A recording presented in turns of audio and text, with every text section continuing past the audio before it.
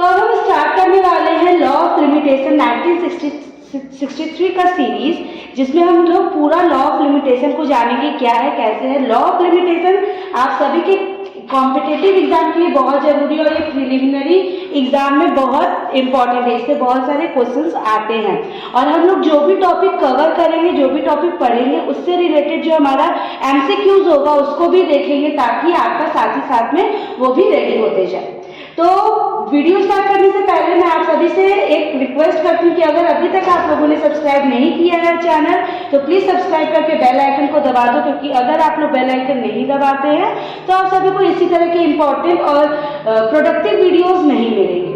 तो video start करने से पहले मैं अपने बारे में बता देती हूँ। मैं हूँ एडवोकेट श्रृंखला श्रीवास्तव, मैं लॉ पास आउट हूँ और मैंने अपना यूट्यूब चैनल स्टार्ट किया है जिसमें मैं आप सभी का हेल्प कर सकूँ, आप सभी को पढ़ा सकूँ। तो चलिए स्टार्ट करते हैं। अब लॉ ऑफ लिमिटेशन के इंट्रोडक्शन को शुरू करने से पहले इसके हिस्ट्री को जान लेते हैं। देखिए, लॉ ऑफ लिमिटेशन 1859 से पहले नहीं था। भारत में कोई भी लिमिट नहीं था कोई भी केस करने के लिए, बट 1859 में लॉ ऑफ लिमिटेशन आया जो सभी कोर्ट्स पे अप्लाई होने लगा। और 1859 को रिपील किया था आपका 1871 के एक्ट में, और 1871 के एक्ट को रिपील किया था आपका 1877 के, और 1877 के एक्ट को रिपील किया था आपका 1908 में। और ये 1908 का जो एक्ट है इसको रिपील किया था 1963 का एक्ट, जो अभी भी हमारा चल रहा है भारत। अब देखो, लिमिटेशन एक्ट जो है वो दो मैक्सिम पे बेस्ड है। वो दो मैक्सिम क्या है, उसका क्या मतलब है, उसको जान लेते हैं, क्योंकि इसके बारे में आपको पता होना जरूरी है कि लिमिटेशन एक्ट आखिर है क्या चीज। तो पहला मैक्सिम है इंटरेस्ट रिपब्लिका यूटी सिट फिनिस लैटियम। देखो, ये एक लैटिन फ्रेज है जिसको आपको प्रोनाउंसिएट करने में प्रॉब्लम होगा, इसलिए मैंने इसको हिंदी में लिख दिया है। जो हिंदी के बच्चे, मतलब जो हिंदी भाषा भाषी लोग हैं, वो लोग इसको पढ़ के अच्छे से प्रोनाउंसिएट कर सकते हैं। और जिन लोगों को नहीं आता, क्योंकि बहुत सारे लैंग्वेज बोले जाते हैं भारत में, तो आप सभी गूगल ट्रांसलेटर पे जाके इसको डालना, आपका उस लैंग्वेज में ये चीज आ जाएगा, आप उसको देख के अच्छे से प्रोनाउंसिएट कर सकते हैं। तो इसके बारे में हम लोग पहले इंग्लिश में जान लेते हैं कि इसका मतलब क्या होता है। तो it is the interest of the state that there should be an end to a litigation. मतलब ये एक स्टेट का क्या है, इंटरेस्ट है कि वो एक लिटिगेशन को एंड करे, ऐसा लॉ रूल्स बनाए जिससे जो लिटिगेशन है वो खत्म हो, ये ना कि चलता ही चला जाए। ठीक है। और दूसरा मैक्सिम है हमारा विजिलेंटिबस नॉन डॉर्मेंटिबस जुरा सब वेनिएंट।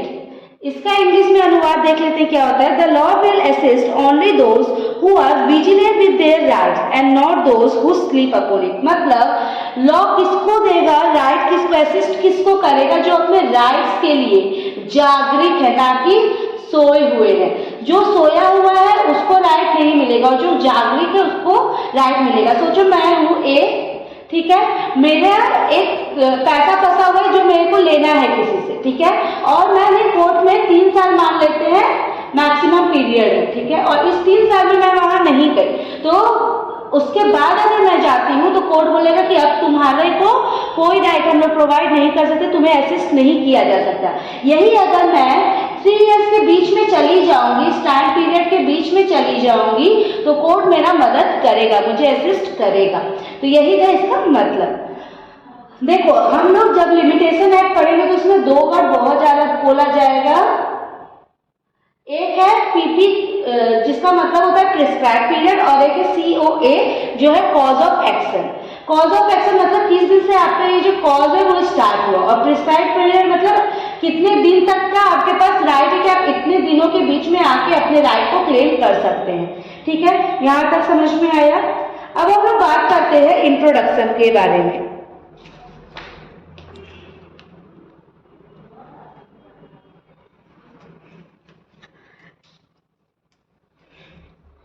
देखो, लॉ ऑफ लिमिटेशन 1963 का 36 एक्ट है, ठीक है, मतलब 1963 में बनने वाला 36 नंबर का एक्ट है। इसका इनैक्टमेंट हुआ था आपका 5 अक्टूबर 1963 में। और इसका कमेंसमेंट हुआ था आपका 1 जनवरी 1964 में। ये दोनों बहुत इंपॉर्टेंट है, कॉम्पिटेटिव एग्जाम में प्री में आता ही आता है, ठीक है। फिर ये अप्लाई कहाँ का होता है, तो जो लॉ ऑफ लिमिटेशन है वो अपील, सूट, एप्लीकेशन और पिटीशन, इन सब चीजों पे अप्लाई होता है, ठीक है। इसके अंदर 32 सेक्शंस है एंड 137 आर्टिकल्स है, जिसमें से जो 32 नंबर का 32nd नंबर का है सेक्शन आपका वो रिपील हो चुका है।